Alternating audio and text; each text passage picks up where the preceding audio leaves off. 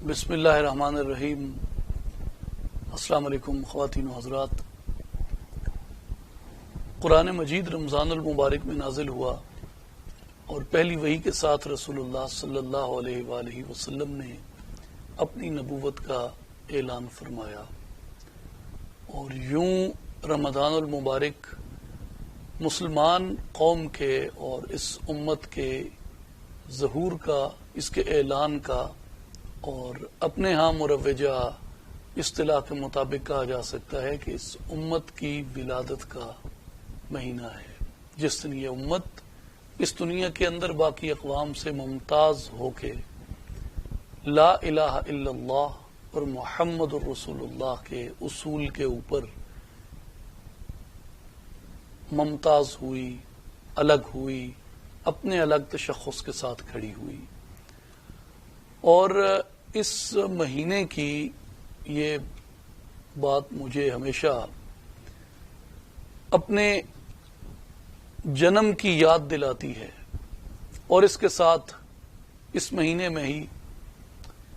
بدر کا معرکہ ہوا، جو حق اور باطل کا پہلا معرکہ تھا، جس میں اللہ تبارک و تعالی نے مسلمانوں کے وسائل اسباب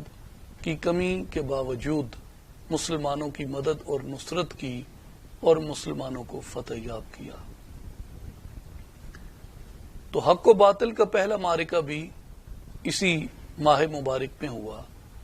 اور قرآن مجید نے اس ماہ مبارک میں آخری کتاب کے نازل ہونے کی بھی ذکر کیا ہے، جیسا کہ قرآن میں ہے کہ شہر رمضان الذی انزل فیہ القرآن ھدی للناس، کہ یہ رمضان کا مہینہ ہے جس میں قرآن اتارا گیا، یعنی قرآن کی وحی کا آغاز ہوا، جو کہ ھدی للناس ہے،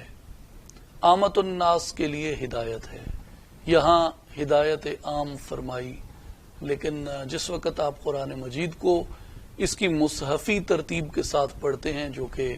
ہم پڑھتے ہیں، تو اس میں سورہ بقرہ کا جہاں آغاز ہوتا ہے، وہاں قرآن مجید اس کتاب لا ریب سے ہدایت حاصل کرنے کو ایک طبقے کے ساتھ مخصوص بھی کرتا ہے، اور وہاں پہ ارشاد ہوتا ہے الف لام میم ذالک الکتاب لا ریب فیہ ھدی للمتقین،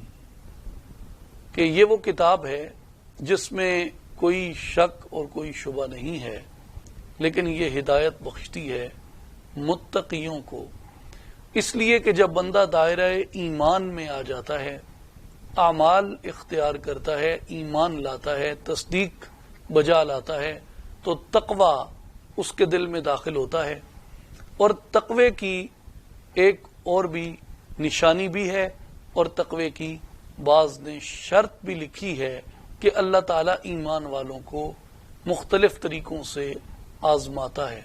اور ان میں بعض نے لکھا ہے کہ سب سے کم درجے کی آزمائش اگر ظاہری اعتبار سے دیکھا جائے، یعنی جس میں بندہ تکالیف سے نہ گزرے،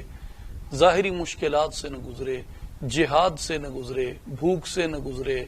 لوگوں کی طرف سے سختی اور جبر کی کیفیت سے نہ گزرے، جیسے ایک بستی میں اکثریت کفار اور مشرکین کی ہے، اور وہ سبھی دولت مند ہیں، اور اس بستی میں ایک گھرانہ غریب نادار لوگوں کا ہے، لیکن وہ لا الہ الا اللہ محمد رسول اللہ کی گواہی پڑھ کے مسلمان ہو جاتے ہیں اور خلوص دل سے اسلام قبول کرتے ہیں، تو وہ جن مشکلات سے گزریں گے، اس معاشرتی عدم توازن کی بدولت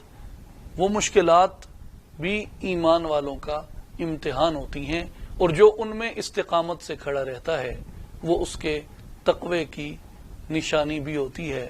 اور بعض نے یہ کہا ہے کہ اگر اس طرح کی کوئی تنگی تکلیف نہ آئے،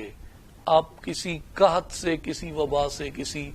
جنگ سے، کسی مشکل سے، کسی جابر کے تسلط سے، کسی ظالم کے ظلم سے، اور کسی کی مسلط کی گئی جنگ کی ایسی کیفیت سے نہ بھی گزریں، تو آپ کی خواہشات نفس پہ قابو پانا بھی آپ کا امتحان شمار کیا جاتا ہے، اور جب تک آپ اپنی خواہش نفس پہ پوری طرح قابو نہیں پا لیتے، تب تک تقوی وجود کے اوپر اثر نہیں کرتا، تب تک تقوی وجود میں داخل ہی نہیں ہوتا فی الحقیقت۔ اس لیے قرآن مجید یہ کہتا ہے کہ وہ لوگ جو ایمان لائے، جنہوں نے تصدیق کے ساتھ ایمان کو قبول کر لیا، قرآن مجید ان کو ہدایت عطا کرتا ہے، اور ایسی ہدایت عطا کرتا ہے کہ وہ اللہ تبارک و تعالیٰ کی ذات پہ یقین کامل کے ساتھ کھڑے ہو جاتے ہیں۔ اس دنیا میں بھی عزت ان کا مقدر بنتی ہے، برزخ میں بھی کامیابی ان کا مقدر بنتی ہے، اور آخرت میں بھی نجات اور فلاح ان کا مقدر بنتی ہے۔ اس لیے قرآن مجید جو ہے یہ اس سے ہدایت عام بھی لوگ حاصل کرتے ہیں، جیسے آج دنیا کی تمام ترقی یافتہ اقوام قرآن مجید میں ڈوبتی ہیں، اس میں جھانکتی ہیں، اس میں غور و فکر کرتی ہیں، اور نتائج اخذ کر کے اپنے لیے مستقبل کا راستہ تلاش کرتی ہیں۔ اسی طرح جو متقی ہوتے ہیں وہ نہ صرف دنیا کی سرفرازی اور کامیابی ڈھونڈتے ہیں، بلکہ برزخ اور آخرت کی کامیابی بھی اس سے تلاش کر لیتے ہیں۔ اور یاد رکھیں، مسلمان قوم کی جو وحدت ہے،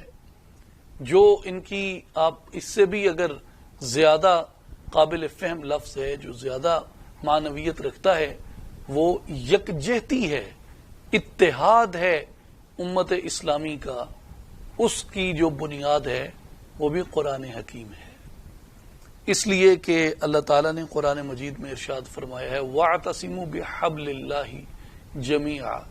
اللہ کی رسی کو مضبوطی سے پکڑ لو، اور اس سے آگے ارشاد ہوا کہ تفرقے میں نہ پڑو۔ تو اس میں مراد جو اس رسی سے جو چیزیں مراد لی گئی ہیں، ان میں ایک چیز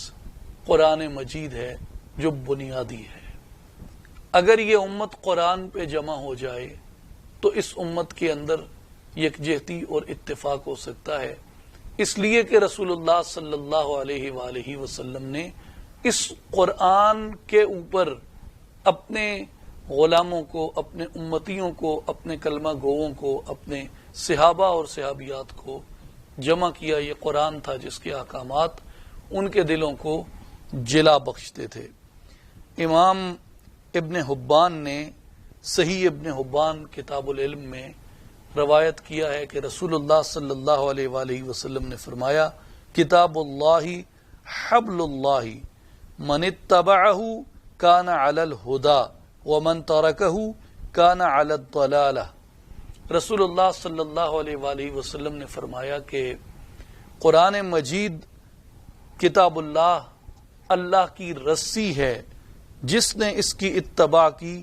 وہ ہدایت پر رہا، اور جس نے اسے چھوڑ دیا وہ گمراہی پر ہوا۔ اس لیے قرآن مجید ہدایت اور گمراہی کا معیار ہے، قرآن مجید ہدایت اور گمراہی کا منہج ہے۔ تو ہمیں یہ بات ذہن میں رکھنی چاہیے کہ ہم 1000 علوم حاصل کر لیں، 1000 کتب کا مطالعہ کر لیں، لیکن اگر ہمارے پاس کتاب کی تائید نہیں ہے، ہم موافق کتاب نہیں ہیں بلکہ مخالف کتاب ہیں، ہم عقل کی 1000 دلیلیں تراش لیں، ہم نہ تو اہل ہدایت ہو سکتے ہیں نہ اہل نجات ہو سکتے ہیں۔ اہل ہدایت اور اہل نجات وہی ہیں جنہوں نے قرآن کی رسی کو مضبوطی سے تھام رکھا ہے، قرآن کی رسی کو مضبوطی سے پکڑ رکھا ہے۔ یہ ساری گفتگو ایک مقدمہ ہے اس مختصر بات کا جو علامہ محمد اقبال رحمۃ اللہ علیہ نے کہی ہے کہ کسی یکجائی سے اب عہد غلامی کر لو، ملت احمد مرسل کو مقامی کر لو۔ تو وہ جو یکجائی اس امت کے اندر پیدا ہو سکتی ہے اور ملت احمد مرسل صلی اللہ علیہ وآلہ وسلم کی جو صحیح آنرشپ مومن کے وجود میں پیدا ہو سکتی ہے، وہ صرف قرآن کے فیض سے اور رسول اللہ صلی اللہ علیہ وآلہ وسلم کی اطاعت، اتباع اور محبت کے فیض سے وجود میں جاری و ساری ہو سکتی ہے۔ اس کتاب کا ہم سے یہی مطالبہ ہے، اور جس مہینے میں یہ کتاب نازل ہوئی، جس مہینے میں ہم دنیا میں ایک قوم کے طور پہ الگ ہوئے، ممیز و ممتاز ہوئے، ایک منفرد قوم کے طور پہ الگ تشخص، الگ نظریے کے ساتھ کھڑے ہوئے، وہ یہی مہینہ ہے۔ اور اسی مہینے میں حق و باطل کا پہلا معرکہ بپا ہوا، جس میں اللہ نے مسلمانوں کو سرخرو اور کامیاب فرمایا۔ اللہ تعالی ہمیں اس مہینے میں اپنی صحیح بندگی کی توفیق عطا فرمائے، اور جن محاذوں پہ امت اسلامی کے وہ لوگ جو اللہ کے لیے کھڑے ہیں، اللہ ان کے پاؤں کو استقامت عطا کرے اور ان کو فتح و نصرت سے سرفراز فرمائے۔ بہت شکریہ۔